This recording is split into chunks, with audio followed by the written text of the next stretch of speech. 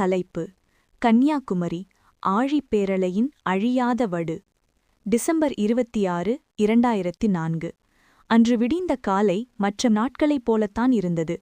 Christmas முடிந்து மறுநாள் ஞாயிற்றுக்கிழமை என்பதால் கன்னியாகுமரி கடற்கரையில் வழக்கத்தை விட மக்கள் கூட்டம் அதிகமாக இருந்தது.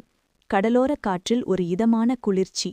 சூரிய உதயத்தை பார்க்க விவேகானந்தர் பாறையிலும் திருவள்ளுவர் சிலையிலும் ஆயிரக்கணக்கான சுற்றுலாப் பயணிகள் குவிந்திருந்தனர். ஆனால் அந்த அமைதிக்குப் பின்னால் ஒரு ராட்சத வேட்டை ஒளிந்திருந்தது யாருக்கும் தெரியாது. நேரம் சரியாக காலை 8:45 மணி. திடீரென ஒரு அதிசயம் நிகழ்ந்தது. ஆர்ப்பரித்துக் கொண்டிருந்த கடல் மெல்ல அமைதியாகி பின்னோக்கி செல்லத் தொடங்கியது. 1 கிலோமீட்டர் தூரத்திற்கு தண்ணீர் உள்வாங்கியது. இதுவரை கண்டிராத விசித்திரம் அது. பவளப்பாறைகளும் அரிய வகைச் சிப்பிகளும் தரையில் தென்பட்டன. என்ன நடக்கிறது என்று புரியாத மக்கள் ஆச்சரியத்தில் கடலுக்குள் ஓடினார்கள். ஆனால் அது ஒரு யமன் விரித்த வலை என்று அப்போது யாருக்கும் தெரிந்திருக்கவில்லை. அடுத்த சில நிமிடங்களில் அடிவானத்தில் ஒரு பயங்கரமான மாற்றம். ஒரு பெரிய வெள்ளை சுவர் போல தண்ணீர் எழும்பியது.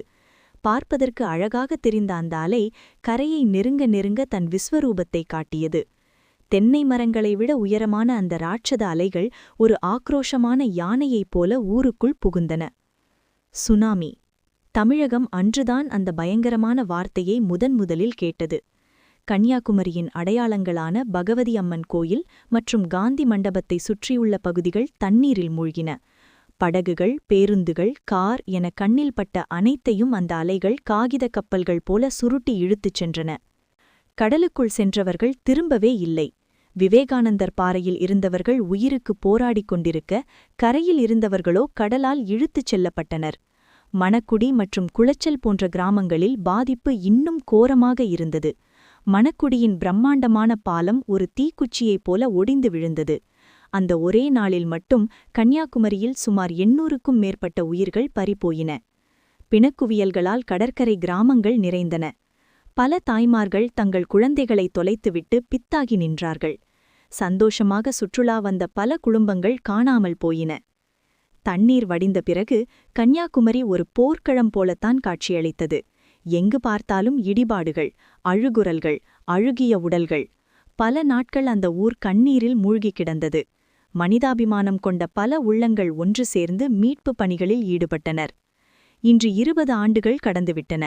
கன்னியாகுமரி பழைய பொலிவுக்கு திரும்பிவிட்டது. விவேகானந்தர் பாறையில் மீண்டும் சுற்றுலா பயணிகள் கூடுகிறார்கள்.